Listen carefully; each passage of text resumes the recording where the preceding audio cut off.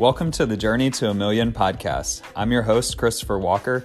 This podcast is about my personal journey from being $25,000 in debt to getting to $1 million of net worth by the age of 43.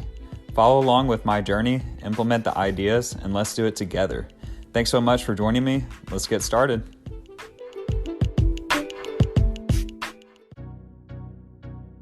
What's up, guys, and welcome to another edition of the Journey to a Million podcast. Today is Tuesday, June 21st, 2022. Last podcast was Monday, June 13th. So we're doing pretty good about keeping our weekly routine, now 2 weeks now. So just got to keep it going. That's the hardest thing. So just wanted to do a quick update today to talk about, where I am starting out 2020, not starting out, I mean, it's 6 months in, starting out in 2022 with just calibrating things. I definitely was, wanted to share kind of my journey of how the last crypto bull run went, some lessons I learned and some things I want to work on for next time. I started out with crypto back in April of 2020, and I got on some kind of email thing where this guy was emailing about the Bitcoin halving and, just talking about this coin that was under $5 that could be a great coin to buy. So they're definitely trying to sell you on that. My first experience in crypto was it was right at the end of 2017 because I didn't really know much about it. And I had basically, I don't know how it came, into my understanding, but I just heard something about Bitcoin, looked it up and saw that it went from $500 to $17,000. So I remember after the Patriots beat the Falcons in the Super Bowl, I ended up winning about $300 on that. And then I could have taken that money out in Bitcoin. And I almost did, and I ended up not doing it because I let the whole wallet address thing scare me. And that was definitely a regret looking back, because out of that crazy game and the crazy win to win that money and then to somehow have put that into Bitcoin when Bitcoin was about $300 or $500, maybe 1,000, I don't even know what it was. It was somewhere in that range. I could have had like 0.3 or, 0.6 Bitcoin just from like a $300 Super Bowl thing. But yeah, so I never did it. And then I looked up like a year later and Bitcoin was at 17,000. And I was like, man, it would have been crazy if I had put that in. And at that point in time, to me, $17,000 was like an unimaginable amount of money. My thermometer for life and speedometer wasn't calibrated to be able to understand having that type of money. So I was just, kicking myself for not doing it. But basically, I tried to buy some crypto at the end of 2017 towards 2018 when it was basically the top of the market, which ends up happening to a lot of people. They end up trying to buy in at the very end and then basically buy at the top. And by the time people like me at that point were trying to buy in, that means it's the end and that's time to get out. So I ended up buying some stuff. It wasn't much, just a few $100s of stuff. I think I bought Tron, which was like 5 cents at the time. I think it went up to like 8 cents by the time the bull market ended and then went back down to like 2 cents. But I didn't know anything about when to get in and get out. I mean, my knowledge of investing was in nothing. And I was just praying or hoping that one day Tron would go to $1. And if it did, then I would have $10,000 and then I'd have so much money. It was just like that type of thing where you just don't have experience and understanding of what you could attain. So with crypto, I ended up, I was looking back into stocks in 2020, trying to learn how to trade and stuff. And, I ended up stumbling on crypto. And after I got that guy's email, I started researching and I kind of figured out like the coin that he was talking about was Chainlink.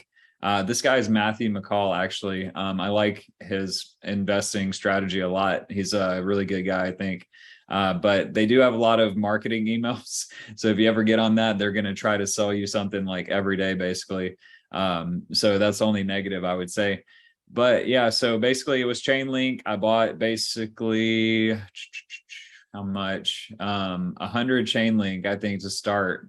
And that was like $400. And then again in May, I ended up buying another like 400, I think, chain link, and they were about $4 or $5 again still. So I think my total all in cost was somewhere around like 1,700 or $2,000, something like that. So I was averaging about $5 a unit on Chainlink. And then all of a sudden, within like a couple of months, crypto started going off because of Bitcoin halving, and then my Chainlink went up to like, it was like I had $1,700 invested. Then all of a sudden it was like 3,000. And I was like, man, that's crazy. $3,000. Like, and then I looked up again another month and it was like 7,000. So Chainlink had like 4X'd all the way up to $20 pretty quickly, within just a month or two, or a few months of me buying that. So I was at that point, I was like, okay, crypto is like where it's at. I need to be getting into this and like trying to get more and more and more and learn about it. So that kind of started my journey on it. Through the rest of 2020, I ended up buying a bunch of coins here and there. I had Ethereum, I had some Bitcoin, I had Decentraland, I kept my Chainlink, I had some Uniswap. Uniswap was always the one that I would buy it, and then I bought it when it was like 250 or something at $2.50. And then I think it was going up a little bit, and I sold it for some synthetics because I was chasing gains. And then Uniswap ended up going off to like $15 or something. And then I bought in again, and then it didn't do anything. And then I finally sold it again when it was like about 20. So it was still up pretty good. And then all of a sudden, like the next day, it went up to 30. So I had lost. I definitely, one of my biggest lessons was just hold what you have. Don't try to chase winners during the Bitcoin bull or the crypto bull run, because you just got to wait for your coin to pop. And when it does, that's probably the time to, if you want to move it, you can, or just sell some of your gains, 25, 30%, and then move that into something else, or just keep it in cash. Because, yeah, like, so basically the thing that I started doing to mess it up was I would move from one thing to another. And I had Chainlink, and then I moved that in. That went up, but like, I sold it, and then it kept going up from 21 to like 25 or something. So I was trying to get back in Chainlink, and I was like, man, like I want to have exactly 500 Chainlink, because I was obsessed with the number of just having 500 even. And when I was trying to buy back in, it was anywhere from 400 to like 480, 43 or something like that. And just that little bit of just losing was really irking me. And I couldn't see the bigger picture, which at that point, from the Chainlink amount that I had, I could have bought like 15 Ethereum, which would have turned into like 60 grand. I could have bought it. I bought about 60,000 of Mana Decentraland when it was like 12 cents from that money. And I was just trying to ride it to sell it to get back my Chainlink to 500. And it just wasn't working. But if I had just kept that Mana at 12 cents, that 60,000 Mana that I had would have been ended up worth, let's see, 60,000. If I had sold on the biggest day or whatever, it would have been out about $300,000. That's if I could have sold it all at 5, which is very difficult because I was only pumping for a few minutes. That was my best day in crypto. I did end up getting some Mana, about 10,000 worth of Mana. I got it about 30 cents. And rode that up to about, like, I sold a little bit on the day that Mana went from like 80 to $1.20. And then I was like, all right, I'm selling 10%. Then the next morning it just kept going. And I was like, this is the craziest thing. It went from $1.20 all the way up to about $5 in one day. And I sold all my Mana anywhere from like $3.60 to $4.20 something cents. Just trying to get those orders in, because I had no idea what it was going to do. And I was just trying to sell it all. That was actually the day that pretty much my account balance peaked. I just kept accumulating stuff. I lost some money from trying to move back and forth. I think if I had been really smart, I ended up investing, I think somewhere around 20,000 in crypto, from 2020 to 2021. And I think I ended up at the peak 4xing my portfolio. So that was great. But it definitely, in April or whenever it was, crypto definitely crashed. And then my portfolio lost like 75% of its value. And I had to ride it all the way back up, and then got back up to about in the same range where it was like above 80. And that day that Decentraland went crazy, that was, I think, the highest day of my crypto assets, because I was towards November of 2021. And I didn't even realize, I could have also made money from Doge. Like I ended up buying some Doge, and I had like, enough where if I just let it ride, I think I could have bought like a Tesla or something. But I just sold it before because I was like, I don't know when it's going to crash. I don't know if it's going to go to zero. I should have kept some in just to have, but it's like trying to protect my assets. It's not that bad. So I definitely left a ton of opportunity on the table, for that 2020 to 2021 bull run, because I had this like grandiose vision that I was going to take that money and be able to pay off our house that we just bought in 2020. And I think I was obsessed with trying to get to this number that I didn't appreciate the number that I had. And basically what happened is I kept holding through November, and then December and January, my portfolio crashed about 50 to 60% with the January thing. So that definitely hurt. And I still had some money left over. And I'll kind of show you guys the Bitcoin chart so we can look at this. So I'm going to share my screen here. We love the Webull desktop.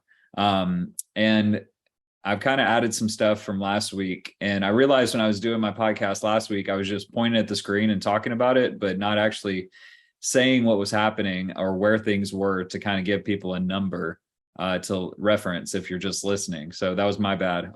Try to do better with that. So if you look at the Bitcoin chart here, I'm looking at this, and it's looking at when it was 69K, it was November of 2021.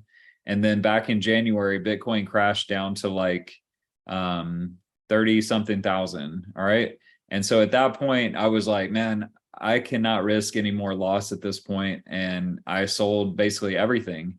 And then about a couple weeks later, crypto went back off again and popped a little bit for a slight gain of like, 10 to 20%. So my problem was I bought back in trying to think it was back on, and then it crashed again, and then it popped again. And then I tried to buy back in, and then eventually it went down again. So basically I lost another like 10 to 15% of my portfolio, maybe even more, trying to go all back in, not knowing what to do.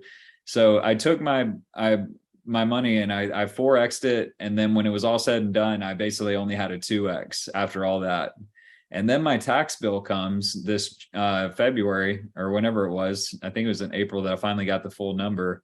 And I had to pay basically 40% of everything I had left in taxes, which my capital gains were 30%. But I'm just saying, like, so all in all, I barely made any money after it was all said and done. And then I had to start over with crypto. So yeah, I kept buying back in February through March, and just losing another 10 to 20% of my portfolio.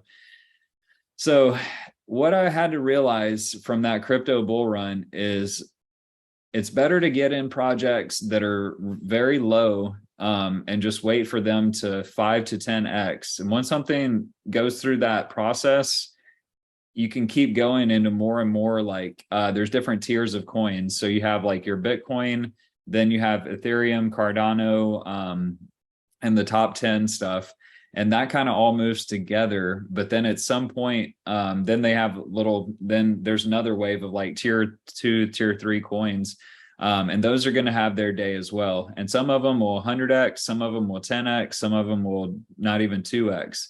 And so it just depends on getting in the right coin. But for example, with the Mana Decentraland, the reason that popped was because that was right after the time that Mark Zuckerberg renamed Facebook to Meta. So there was a whole shift and focus on metaverse projects at that time. And that's why Decentraland rallied, because it was just a retail rally, basically, of people jumping into a project. So I think that's one thing I would say for the next one. I'm definitely going to focus on metaverse and gaming tokens, and I'll talk about more tokens that we're going to try to buy and get back into the portfolio for next time. But the difference between then and now is when I was buying my crypto, it was during the market peaking or going up in 2020, 2021. So I think I bought Bitcoin when it was about 28K. And I was wanting to buy it when it was about 17, or even more, maybe 11. But by the time I had enough money to buy some, it had already, 2 to 3x at that point. And then when I was buying my other altcoins, that was at the point when Bitcoin was already up to like 40,000. So the benefit now is that I've basically sold everything into cash since, a couple months ago. And I've just been trying to accumulate funds. So that's what I'm trying to do. Is right now I'm enjoying the fact that we're going to be in a crypto winter. We're going into economic downturn, and everything is bottoming out, especially in the stock market too. Things that were $60 are now like $3 or less.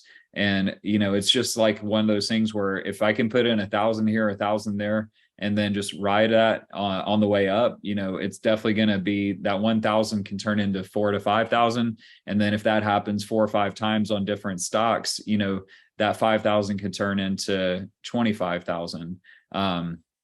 So, and just trying to keep adding on projects like that. So I say so a lot, I think. But yeah, just taking a little breath here with this. What we're going to do is, what I had to reevaluate is the fact that at that point in my crypto journey, I was listening to people who did only clickbait titles. Their titles were all caps. And then they were doing like shock face type thumbnail things. I would say if you're new to crypto or you're in crypto and you see the people that you're following are posting clickbait titles, doing the shock face, and then their thing is all caps, it's probably a good idea to not listen to them, because all those people were wrong about the end of the bull cycle. And the person that I found, I had to reevaluate. I definitely want to say that anything that I did is my fault. I just think I had to take a second to relearn and trust my own instincts again, because in November, that's when I was like, okay, like this is getting a little too crazy. I'm kind of feeling like this is a point where if I walked away now, I'd be very happy with what happened. And I didn't listen to that. And then I lost, 75% of my money after losses and taxes. So yeah, just think about that. And the benefit now is that I've learned kind of how things are going to go. And I've learned to kind of follow different people. So the people that I listen to now when it comes to crypto, number one is Benjamin Cowan, because he's very just like scientific and analytical about the crypto cycles and understanding them. I'm waiting for Bitcoin. We're looking at it now to kind of bottom out here, and I won't know exactly where that is, but I think we're semi close.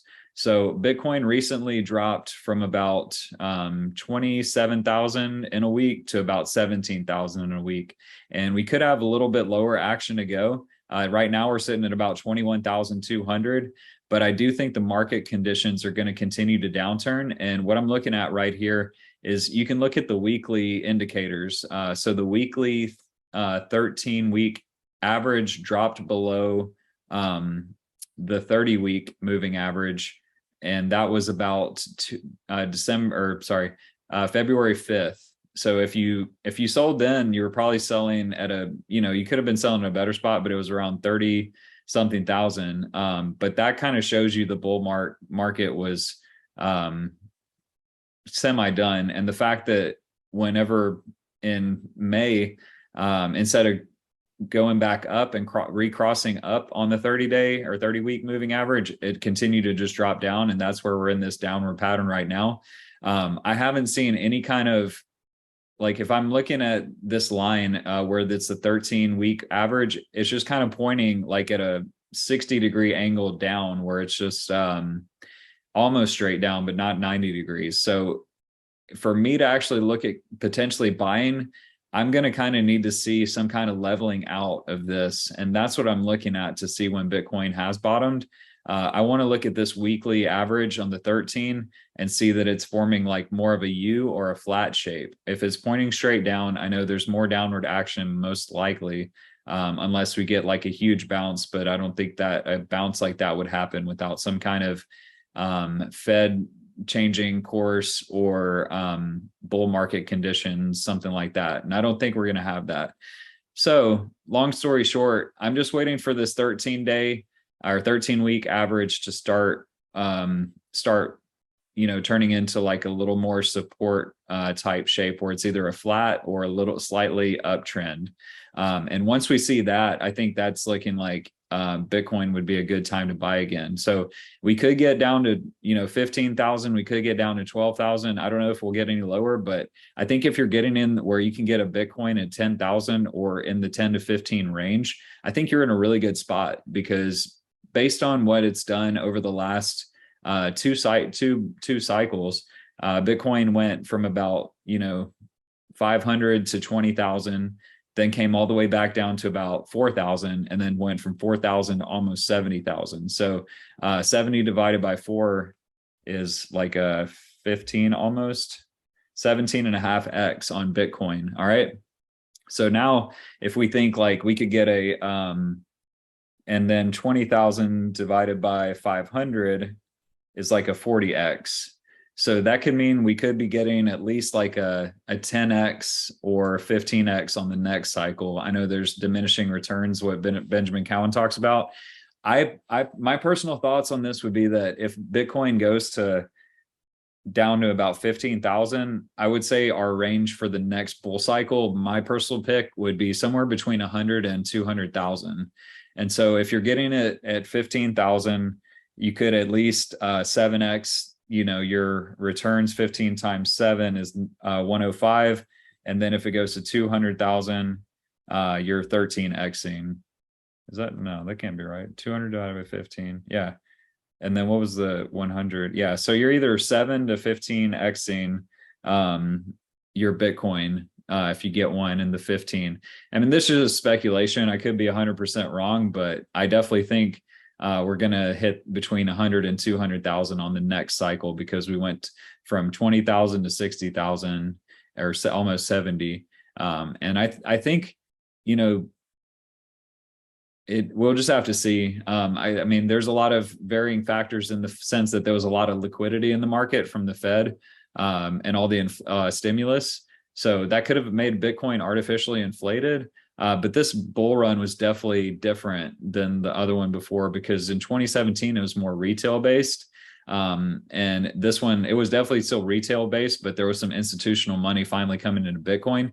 And then if by the next bull run, we get more and more institutional money, that could just drive the price higher, because we really need big money to come in even more because of the market cap of Bitcoin.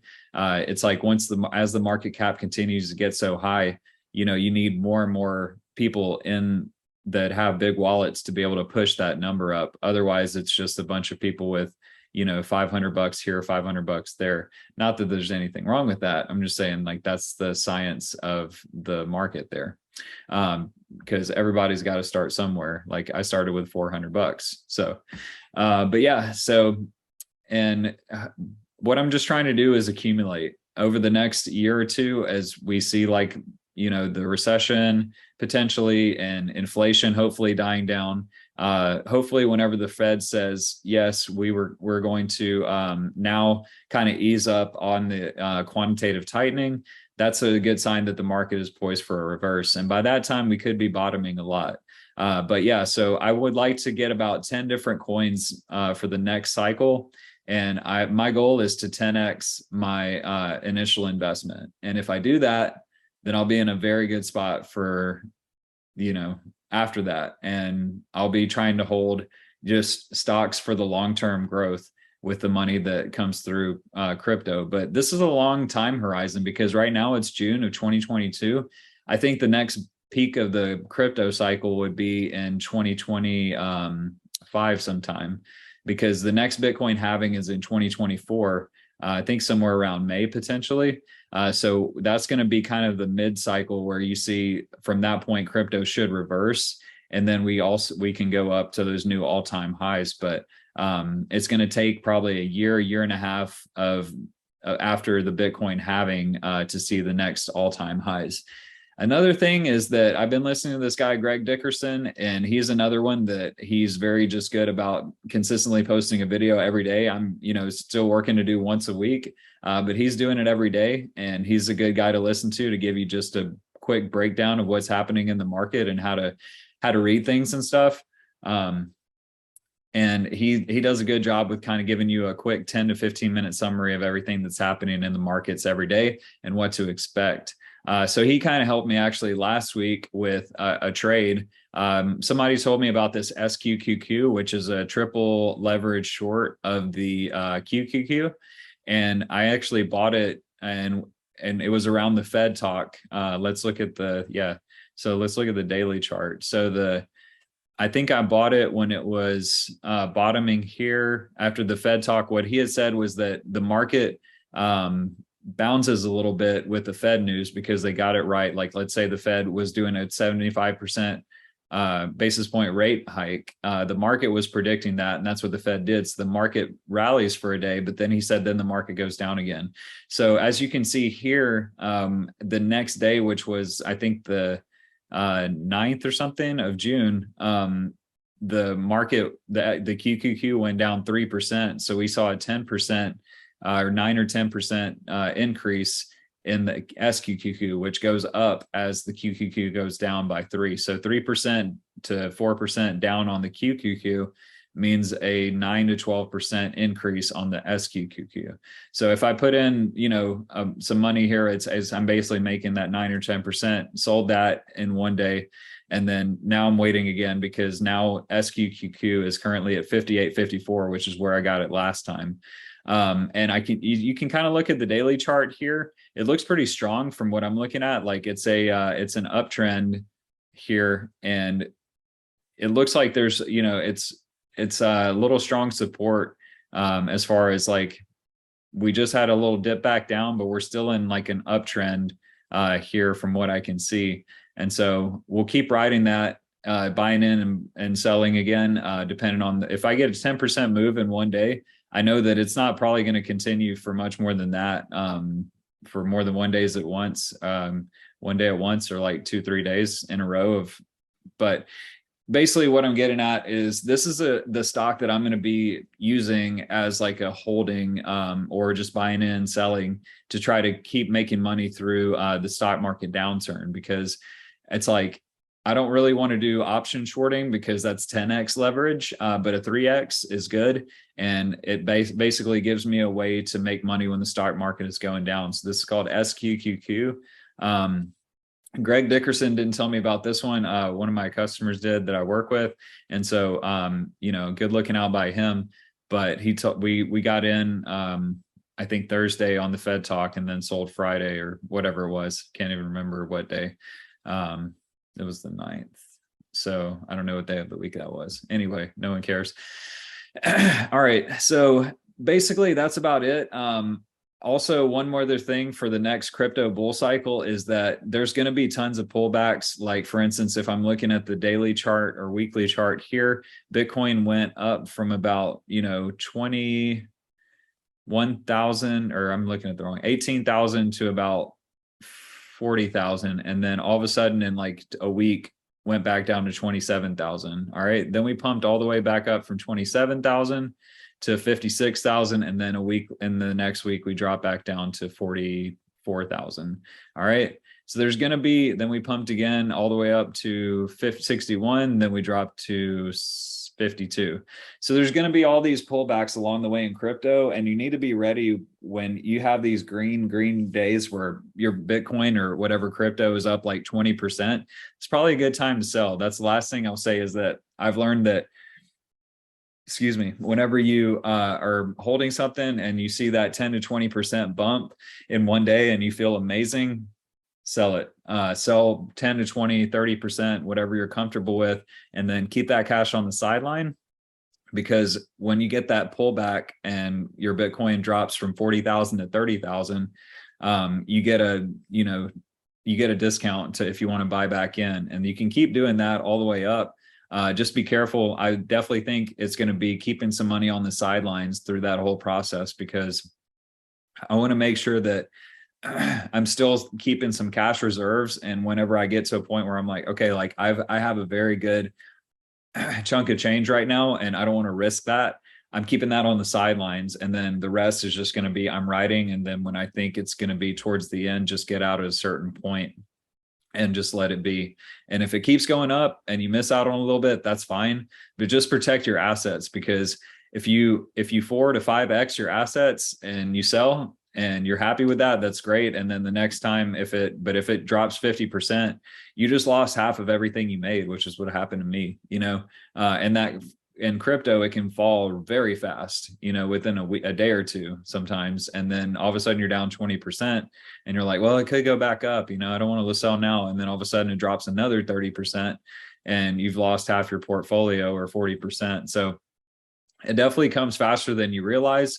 But what I realized is that I need to be listening to people who are just analyzing Bitcoin, not talking about like it's just going to go up forever straight up.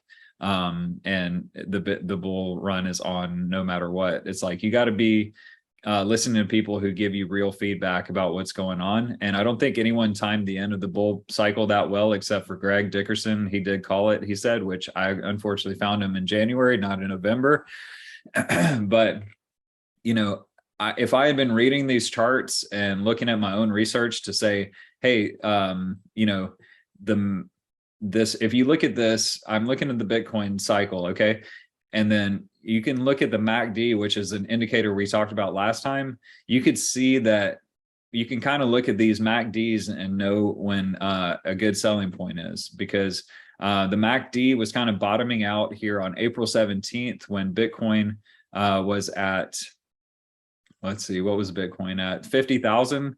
If you sold at the bottom of the MACD on the weekly, where it was like the wave up and then going into a down wave, by the next 3 weeks, your Bitcoin would have gone down to 34,000. So you'd be at, let's see, in the 50s to 34. So you could have saved a lot. And then Bitcoin ended up going to like 28, 29K. And then if you bought back in at the end of the MACD, like downward wave, when it's starting to come back up, you could have gotten back in when Bitcoin was around 43. And then if you sold again at the end on this, you'd be in the 60 to 50 something range, whereas Bitcoin is down to 17 or 20,000 now. And it's been basically in a continued downward. There was a light like 3 week where it was barely green on the MACD, and then it continued into a downward wave. So that's what I'm kind of looking for on this MACD as well. We're just looking for the MACD downward wave to look like it's starting to end, and then we can at least go back into some kind of green stability here. But excuse me, throat's getting a little dry here. I don't even know how long I've been talking, but let me stop the share. I just wanted to do a quick rundown of what I learned in the last bull cycle and how I'm going to use it for the next one. I'm definitely working on my side hustle right now, as well as my regular job, just trying to stack money so that I can be prepared when the time comes to start buying back into crypto and just other stuff in the stock market, and then just holding, because I've tried a lot of different investing strategies. I've finally understand at the point where I'm like, okay, this is a good opportunity during a downturn to get in at good prices, so buy when sad, sell when glad. I mean, it's really that simple. So basically just waiting for that bottom here, and hopefully we'll see some like multiples of that over the next few years. But you have to have a long-term outlook. Try not to be impatient. I'm on a 3-year horizon right now, 2022, 2023, the rest of 2022 into 2023 is 1 year, then 2024, 2025. So 3-year cycle here. I mean, that seems like a long time. That's a long time to basically we have another year of good buying opportunity, maybe a year and a half, maybe 2 years. I don't know. But something like that. So we have all that time to keep working and getting better. And that's what I'm working on. The other stuff is just trying to make extra money. And I'll talk about more of that on the next episode. But I wanted to share kind of where I was and where I'm starting from now, and trying to keep stacking for the net, and what my strategy and what I learned was from the last bull run, what it will be for the next one. So hope you guys got some value out of this. If you did, press the like button. That really helps me out a lot. And then I'm on Twitter at Skywalker Hustle if you want to follow me there, and have a good day. I'll talk to you later.